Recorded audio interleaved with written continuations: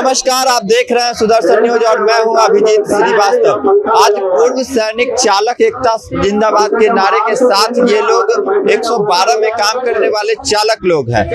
ये त्रस्त हैं, कुछ मांगों को लेकर आए हुए हैं। पटना के गर्दनीबाग में इनका 2 तारीख से लगातार ये लोग अपनी मांगों को लेकर प्रदर्शन कर रहे हैं और 112 के जितने भी चालक लोग हैं वो यहाँ पर मौजूद हैं और अपनी मांगों को यहाँ पर लेकर सरकार के पास पहुंचाना चाहते हैं। और कुछ लोग हैं हमारे पास, उनसे बात करते हैं। आइए बात करते हैं।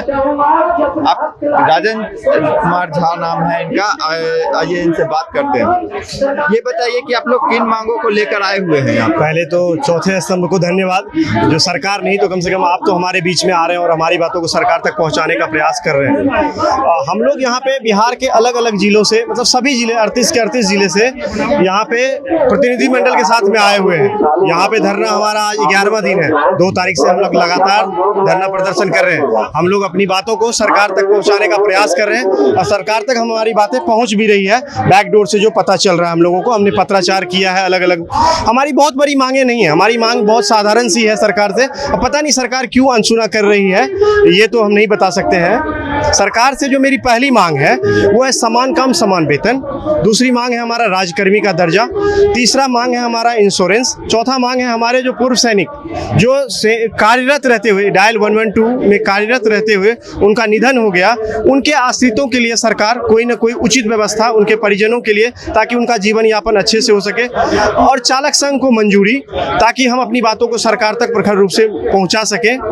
बस हमारी 5 तो मांग है सरकार। अच्छा, एक बात बताइए कि कहीं पे कोई भी घटना घटती है तो सबसे पहले कोई डायल करता है। एक आम नागरिक का बात कर रहे हैं, सबसे पहले कोई डायल करता है तो 112 डायल करता है और गाड़ी पहुंचती भी है।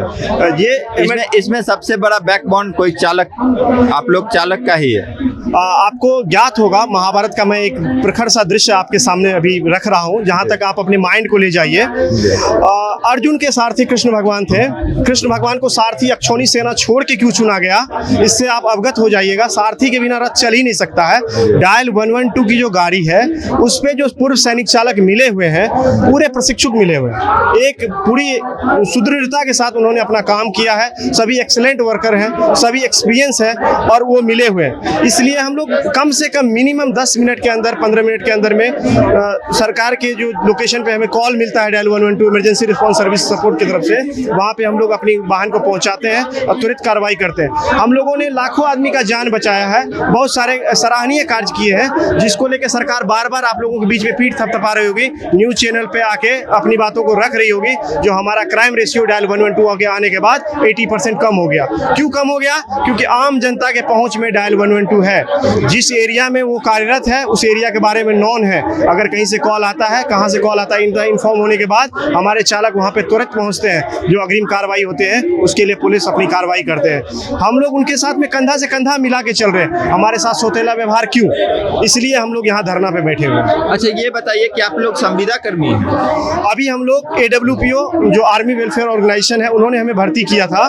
जो सरकार ने एक गजट निकाला था, जो हम 5500 बहाली कर रहे हैं चालक के लिए, जो पूर्व सैनिक के लिए। ये भारत सरकार की परियोजना है, ये सिर्फ पूर्व सैनिक के लिए था, उसमें चालक के लिए। उनके थ्रू हम लोग बहाली हुए थे। अभी 3 साल हम लोगों को हो गया, 3.5 साल। अच्छा। 3.5 साल में हमारी सैलरी आप सुनेंगे तो आपको भी हंसी लगेगा। तो 3.5 साल में हमारी सैलरी 750 रुपये बढ़ी। कितनी बढ़ी? 750 रुपये। पहले 25,000 पे हमारा पहला लॉट बहाली हुआ था, अभी तक में 725 रुपया बढ़ी है। तो ये आश्चर्यजनक बात है। अच्छा, एक बात बताइए कि आजकल अगर देखा जाए तो आपका जो डेली भत्ता जो हुआ, जो आपकी सैलरी हुई डेली का हिसाब से लगभग 1000 रुपये से भी कम हुई। 1000 रुपये से कम छोड़ दीजिए, सैलरी तो कुछ हुई नहीं। अभी हम आगे बताते हैं। जब हम लोग बहाली हुए थे, अगर कंपैरिजन किया जाए, जो नागरिकों को सुरक्षा दे रहा है उसकी सैलरी 1000 रुपये से कम है। और एक मजदूर बुरा मत मानिएगा, मजदूर की मजदूरी भी 650 रुपये है। बिहार सरकार के आज के डेट में जितने भी कर्मचारी हैं, उसमें अगर एज ऑन डेट आप बात करते हैं तो होमगार्ड से भी कम सैलरी किसकी है?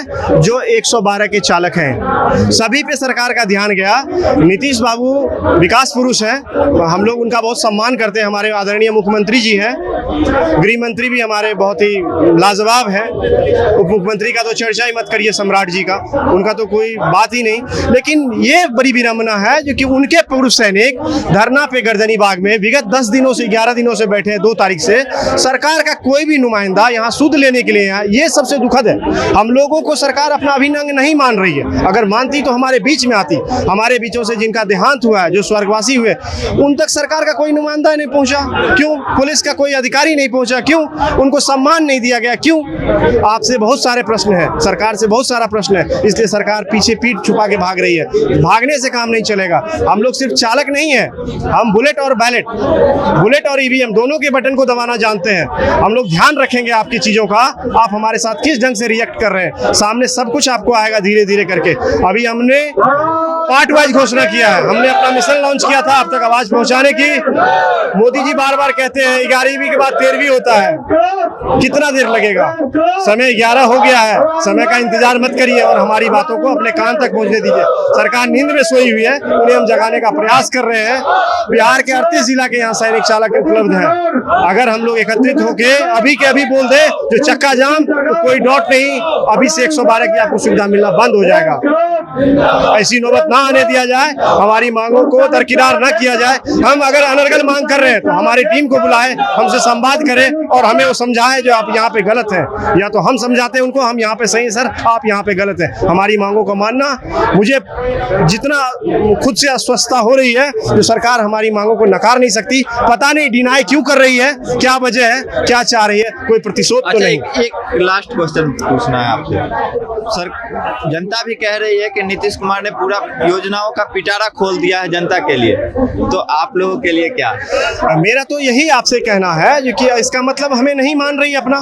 अगर ऐसा सर आपको जनता बोल रही है जो सभी पिटारा खोल दिए, हम लोग तो अपने हक की मांग कर रहे हैं। क्या कर रहे हैं? अपनी हक की मांग। क्या हम चौकीदार से भी आपकी नजर में गए गुजरे हैं? क्या होमगार्ड से भी हम लोग गए गुजरे हैं? अगर ऐसा है तो आप हमें बोलिए, हम आपकी नौकरी को छोड़ने के लिए तैयार हैं। अगर आपको लग रहा है जो हम आपके लायक नहीं है, तो हमें आपसे कोई सिंपैथी नहीं है। हम लोग अपने घर पे रहेंगे, सुखी रहेंगे। सम्मान आपको देना होगा। पूर्व सैनिक का सम्मान वो हमें चाहिए। हमें पैसे की मार नहीं है यहाँ पे सर, मार है यहाँ पे सम्मान की, मार है सेल्फ रिस्पेक्ट की। वो हमें चाहिए, वो हमारा अधिकार है। अपना परिचय दे दीजिए एक बार। मेरा नाम राजन झा है और मैं सुपौल से हूँ। ERS 112 का चालक हूँ। धन्यवाद। जैसा कि आपने देखा कि ये जो चालक है 112 के, इन लोगों का जो कि दुख भरी दास्तान जो है वो काफ़ी दयनीय है। और इनकी जो दैनिक भत्ता है, जो इनका वेतन है, वो काफ़ी कम है। इसके लेकर ये सब काफ़ी ज़्यादा नाराज दिख रहे हैं। और ये देखा जाए तो आम नागरिकों को अगर किसी भी तरीके की कोई भी दिक्कत होती है तो वो सबसे पहले डायल करते हैं 112। और यही लोग ये चालक हैं और ये तुरंत पहुंचते हैं और पहुंचाते हैं पुलिस कर्मियों को, जिससे कोई भी अप्रिय घटना या फिर किसी भी तरीके की मदद पहुंचाने में सबसे पहले ये मदद करते हैं। तो देखने वाली बात होगी कि सरकार इन लोगों की बात कब तक मानती है और कब तक इस पे संज्ञान लेती है। तो बने रहे हमारे साथ, देखते रहें सुदर्शन न्यूज़। धन्यवाद।